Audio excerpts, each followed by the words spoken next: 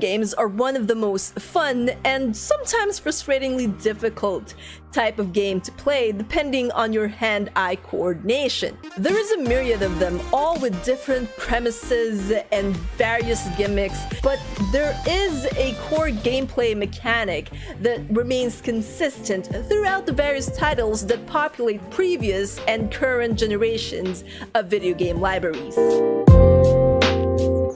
But what happens if you mesh a sports game with a rhythm game?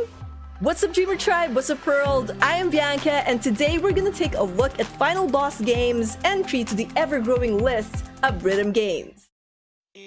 Super Dodgeball Beats!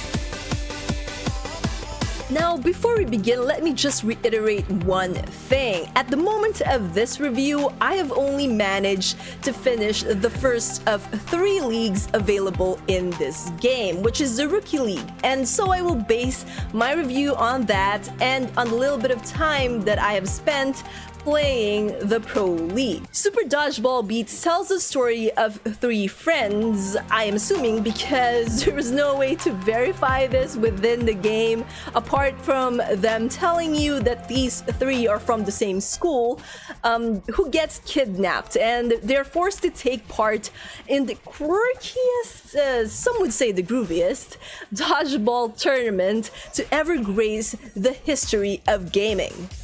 They get trained by a former dodgeball champion in the hopes of snagging the championship. Along the way, they face off against a variety of colorful and odd characters and teams ranging from a giant robot with a penchant for wearing bling, a demon lady with a group of tentacles for teammates, a samurai, a group of elderly on wheelchairs, lucky cats, and Power Ranger rejects, just to name a few.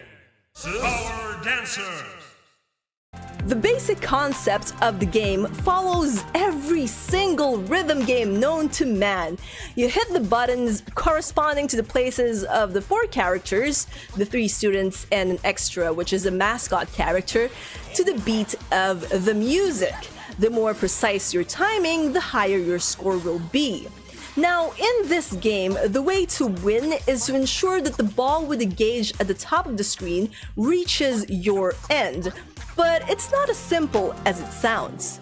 To complicate things a bit, the game lets you choose a mascot to accompany you in your dodgeball battle. There are 3 that you can use, 2 of which are initially unlocked.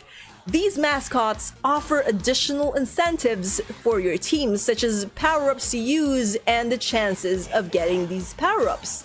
Power-ups are unlocked as you progress your level. The better you do at a stage, the more experience points you are awarded, which in turn fuels the reward gauge that gives you a brand new power-up once it is full. Using these power-ups also depends on how well you do in the game and how well you can time your button presses. The better you do, the faster the power-up gauge will fill, allowing you to use it against your opponents. Be forewarned, however, you're not the only one who can dish out these power-ups, as your foes can do the same. The music in this game, which is the most important aspect in the rhythm game, are all original tracks. A majority of these tracks are techno, and some sound and are played better than others. There are some tracks that I found difficulty in finding the beat to, as the game doesn't really follow the usual timings to drum beats that others of the same genre offer. This, of course, can get confusing at first and can take a few rounds to get used to. In my journey to conquering the Rookie League, I honestly only managed to snag 2 A ranks because of how confusing the timing can be and how troublesome the enemy power-ups are. Apart from the solo championship mode, of which there are 3 leagues for you to beat, the Rookie League, the Pro League, and the Legend League, there is also the multiplayer mode. Sadly, this game doesn't offer an online multiplayer. What it does provide is couch co-op. The good thing about this for Nintendo Switch owners is that each player only needs to use one of the 2 Joy-Cons to battle each other. Sadly, however, there is no tournament mode for the multiplayer of this game, as far as I could tell at least. Graphics-wise, the game is fun to look at. Although for a game claiming itself to have dodgeball elements, you rarely, if ever, see your characters actually throwing any dodgeballs, or dodging for that matter. Usually you see them doing the sort of Super Saiyan power-up pose that Goku and the others at Dragon Ball Z does. Apart from that, the quirkiness of the characters really show through the 2D graphics of this game, which is colorful and interesting. As strange as the beat may be, I actually found the game pretty addicting and pretty fun to play, which is why I'm giving Super Dodgeball Beats a 60% VM Studio seal of approval. It's a good enough rhythm game, but it does leave a lot to be desired. I wish there were more tracks because this is what is actually limiting this game. That, as well as the lack of an online multiplayer and a tournament mode for offline multiplayer, gives this game a bit of a setback. If you aren't a fan of the genre of the music this game has, you might not enjoy Super Dodgeball Beats. This is a sort of game you play to pass time, but if you're out and about playing it on the Nintendo Switch, the use of a headphone and an earphone is very much advised. Super Dodgeball Beats is now available for the PlayStation 4, the Xbox One, the PC, and the Nintendo Switch for those of you interested to get it.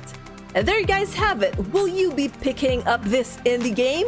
Tell me on the comment section below, and I'll see you all in the next video. Until then, you guys know the drill. Dream on, fly on. Bye bye now.